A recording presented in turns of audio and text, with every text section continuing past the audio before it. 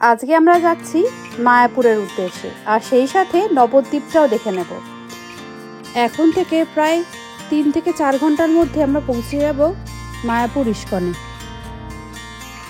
বেশ কমফোর্টেবলি আমরা বসতে পারছি। এবার আমরা রানাঘাট স্টেশন থেকে ধরব কৃষ্ণনগরের ট্রেন। এবার আমরা কৃষ্ণনগর জাংশনে নেমে অটো ধরব। আমরা ফাইনালি পৌঁছে গেলাম শ্রীকৃষ্ণের ধাম ইস্কন। ইস্কনের আন্ডারে বিভিন্ন রকম আবাসন আছে, তার মধ্যে এটা হলো নামহট্ট ভবন। আমাদের প্রত্যেকটা রাতের জন্য এক একটা রুমের ভাড়া পড়েছে 800 টাকা। নমস্কার বন্ধুরা, রিয়াস ভিডিও নিউজিল্যান্ডে আরও একটা নতুন ব্লগে আপনাদের সবাইকে অনেক অনেক স্বাগত। আশা করি আপনারা সবাই খুব ভালো আছেন, আর আমরাও খুব ভালো আছি। আজকে আমরা আমাদের বাড়ির 14 জন মিলে চললাম মায়াপুর ইস্কনে, আর সেই জার্নির ভিডিওটাই আপনাদের সাথে শেয়ার করব।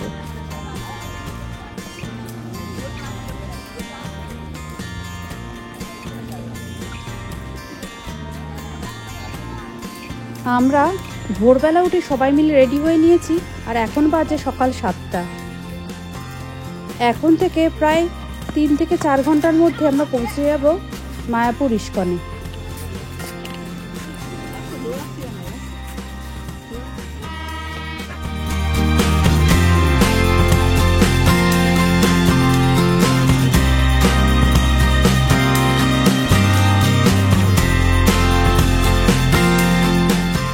আমরা এখন বেরোচ্ছি, এখন 7টা সাড়ে 7টার মতো বাজে।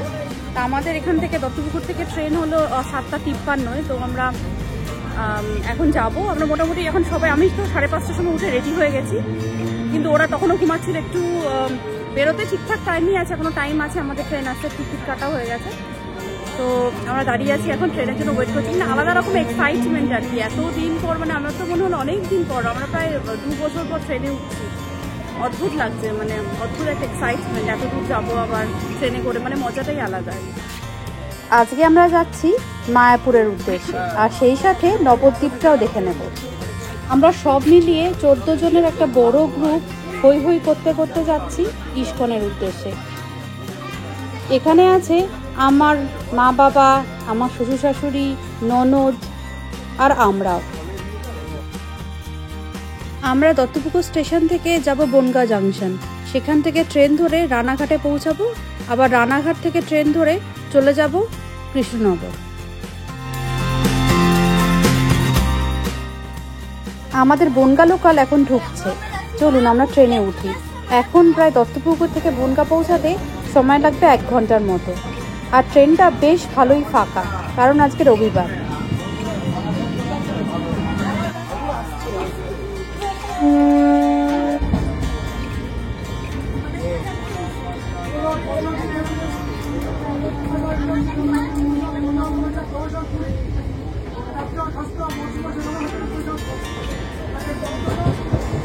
ট্রেন অনেকটাই ফাঁকা থাকাতে আমরা বেশ ভালো মতো জায়গা পেয়ে গেছি।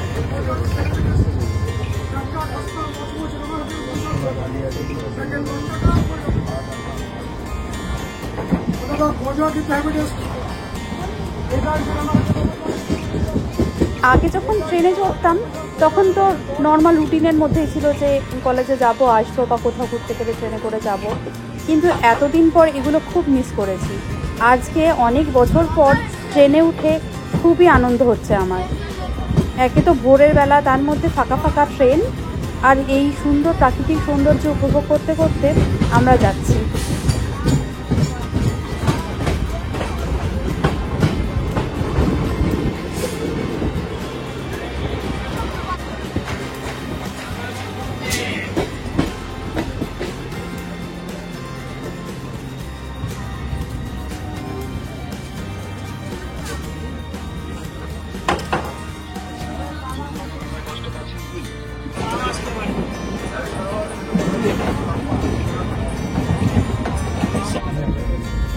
আমাদের সামনে যারা বসেছিলেন তারা আবার তাদের পেট, মানে এই পাখিটাকে সঙ্গে করে নিয়ে যাচ্ছে, আর চাদরে মুড়িয়ে কি সুন্দর এই পায়রাটা তাদের সাথে চলে যাচ্ছে। দেখুন,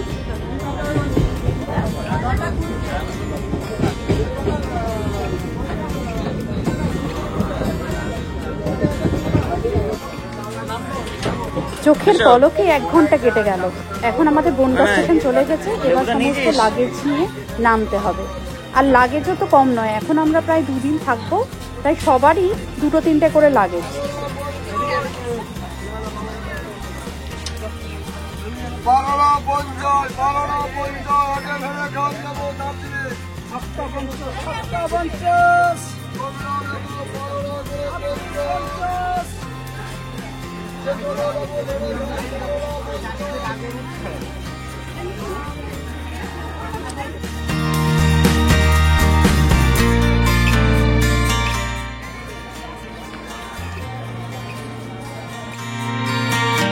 আমরা এখন নামলাম বনগাঁ স্টেশনে। বনগাঁ স্টেশন থেকে এখন 20 মিনিট ওয়েট, তারপরে আমরা যাব রানাঘাট।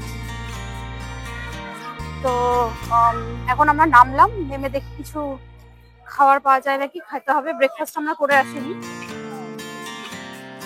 এই যে আমরা এখন উঠছি বনগাঁ থেকে, এখন যাবো আমরা রানাঘাট। তো আমাদের ট্রেন এখন ঢুকছে, এখন আমরা উঠবো। এখন ভালোই তো প্ল্যাটফর্মে দেখি ভিড় আছে, ভালোই ভিড় আছে দেখি। আর বাচ্চা নিয়ে ওঠা, তার মধ্যে লাগেজও আছে। যতই হোক সেই পুরোনো আমলের, মানে আমরা সব আগে আসতাম, কলেজে যেতাম, স্কুলে যেতাম ট্রেনে করে, মানে মজাটাই আলাদা। ট্রেনে উঠলেই বেশ মজা লাগে, ট্রেন দেখলেও মজা লাগে। আমরা এখন উঠেছি রানাঘাটের ট্রেনে বনগাঁ থেকে। তো বনগাঁ থেকে টাইম লাগবে 45 মিনিট মতো। তো আমরা এখন বসেছি সবাই মিলে এক জায়গায়, মজাটাই আলাদা। আমার ট্রেনে ওঠা একটা আলাদা রোমাঞ্চকর ব্যাপার। আর এতদিন পরে হলে তার কথাই নেই, অদ্ভুত ভালো লাগছে, এক্সাইটমেন্টও আলাদা। এই যে ননিও আসছে, ননি তো ওঠেও নি এই মানে ইন্ডিয়ার ট্রেনে কোনোদিন, তো ও মজা পাচ্ছে, ও মজা করছে।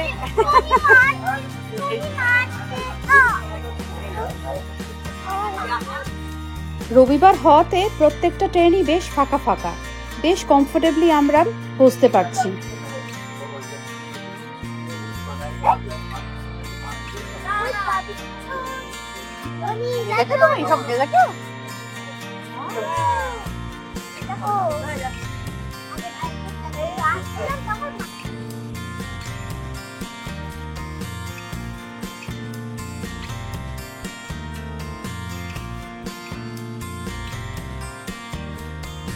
রানাঘাট স্টেশনে চলে এসেছে, আমরা এবার নেমে পড়ছি।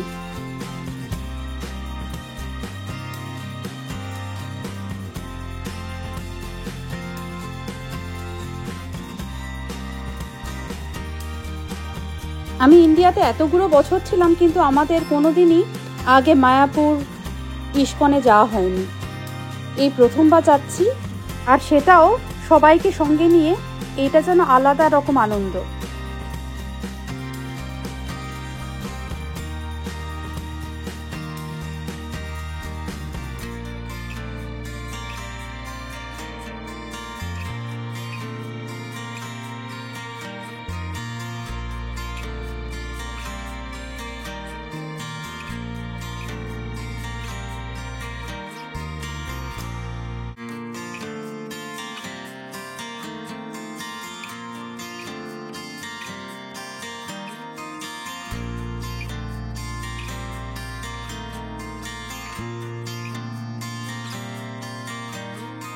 এবার আমরা রানাঘাট স্টেশন থেকে ধরবো কৃষ্ণনগরের ট্রেন, মানে কৃষ্ণনগর জংশনের ট্রেন।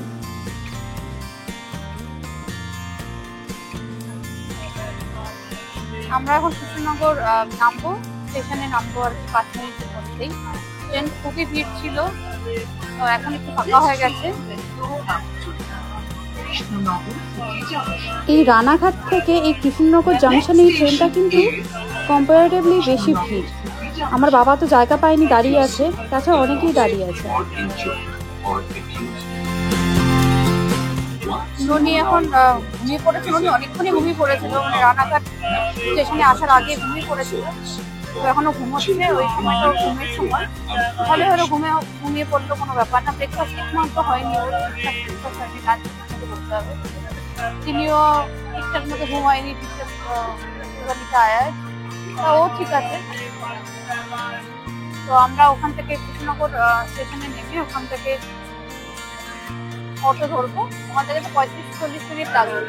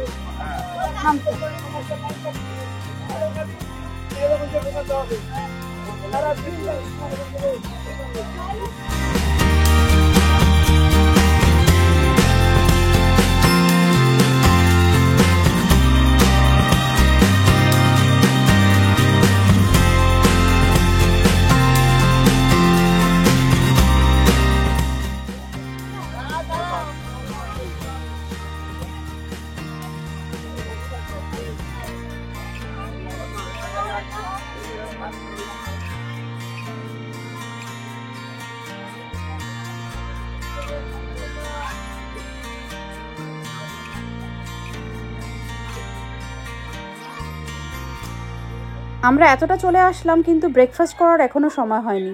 ফাইনালি আমরা কৃষ্ণনগর নেমে ব্রেকফাস্ট করছি, লুচি তরকারি।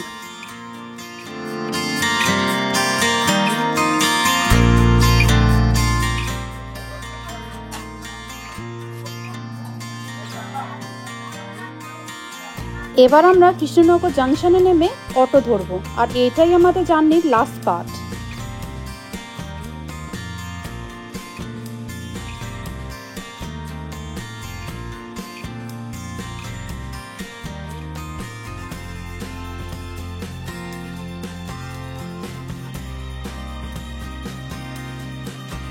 কৃষ্ণনগর স্টেশন থেকে নেমে মায়াপুরে পৌঁছানোর দুটো অপশন আছে।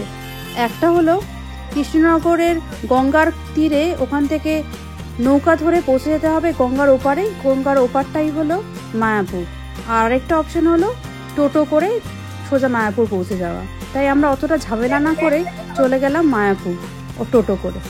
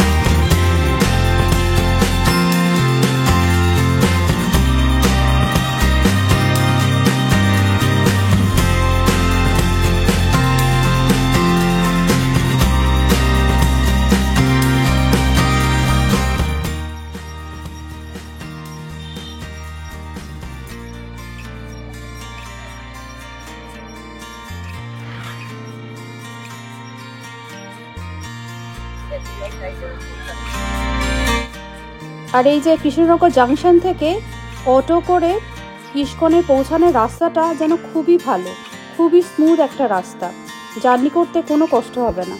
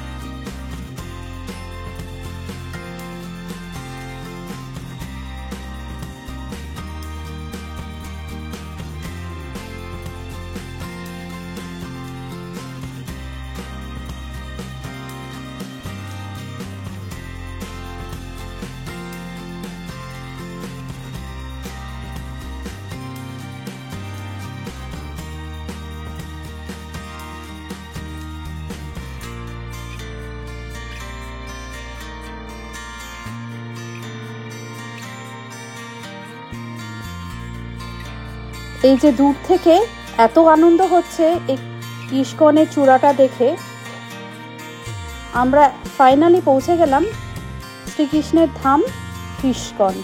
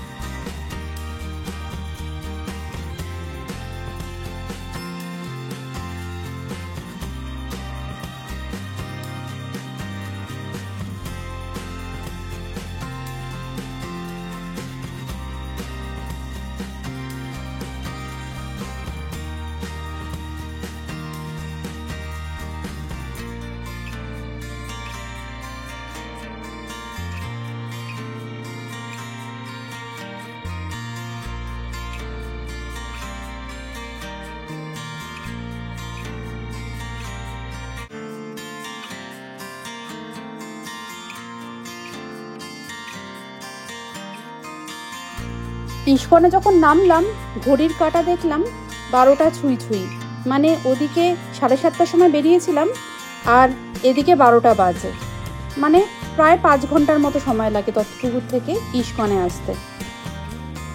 আর জার্নিটা খুবই স্মুথ ছিল।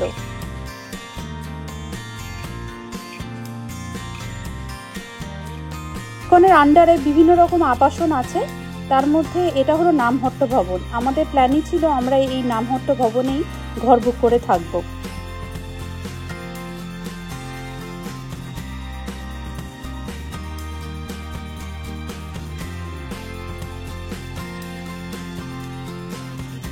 চলুন আমরা ঢুকি ভেতরে, দেখি এখানে কি কি আছে।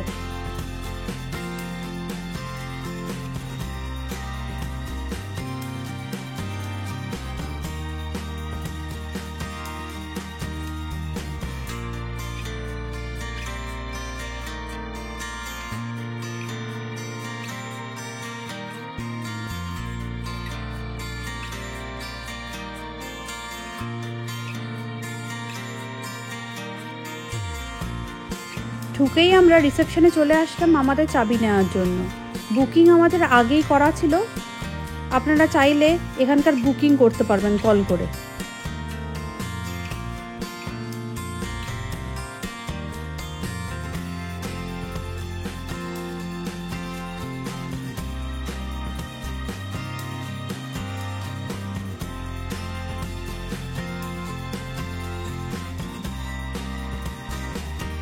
ওরা যতক্ষণে বুকিং করছে আমরা বাইরেটা দেখে নিচ্ছি। চারিদিক থেকে পুরো ফ্ল্যাটের মতো, আর মাঝখান দিকটা হলো ফাঁকা, আর সামনে এত বড় করে আলপনা দেওয়া, খুব সুন্দর লাগছে।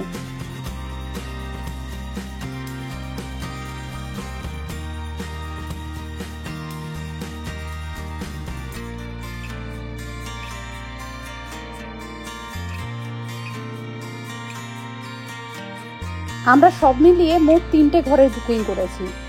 আমরা থাকবো একটায়, আরেকটাতে মামনি বাপি, আর আরেকটাতে আমার ননদেরা থাকবে। আমাদের প্রত্যেকটা রাতের জন্য এক একটা রুমের ভাড়া পড়েছে 800 টাকা।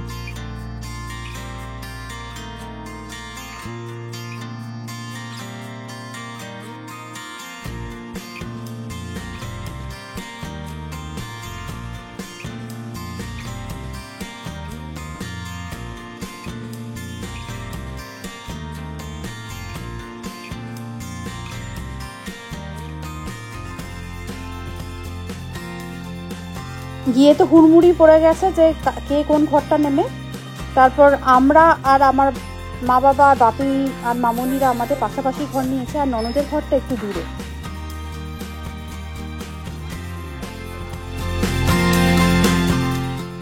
আমি এখানে ঢোকার পর থেকে সব থেকে বেশি এক্সাইটেড হলো এই বিল্ডিংয়ের ছাদটা দেখার জন্য। চলুন আমরা ছাদে যাই। আমরা আছি আর কি 5তলা, তারপর 6তলা আছে। এটা 6তলা, ওখান থেকে নাকি মন্দিরটা ডাইরেক্টলি দেখা যায়, সেটাই দেখাচ্ছি।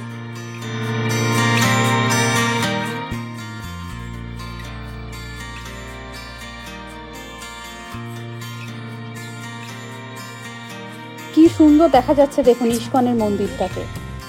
আমরা অকল্যান্ডে বা যে কোনো জায়গায় শহরে গেলেই ইস্কনে তো যাই, আর এটা হলো আসল ইস্কনের মন্দির, মানে এটাই হলো সমস্ত ইস্কনের পীঠস্থান। এটা ভেবেই ভালো লাগছে যে ফাইনালি আমরা ইস্কনে দর্শন করতে পারছি।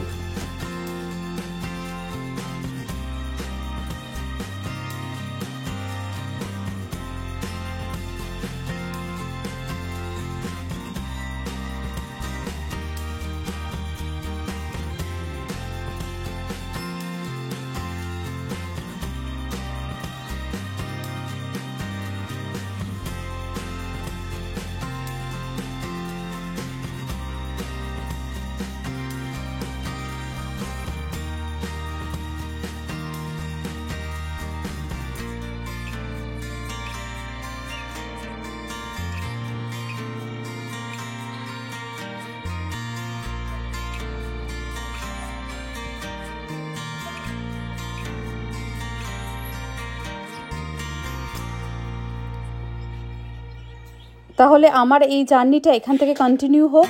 পরের ব্লগে আপনাদের ইস্কনের পরের পার্টগুলো দেখাবো, যে কোথায় কোথায় গেলাম, কি কি করলাম। আর আমার এই ব্লগটা যদি আপনাদের ভালো লেগে থাকে তাহলে লাইক, শেয়ার আর সাবস্ক্রাইব করে দিতে ভুলবেন না। আর আরও এরকম ভিডিও দেখার জন্য চোখ রাখুন আমার চ্যানেল রিওস মিরর নিউজিল্যান্ডে।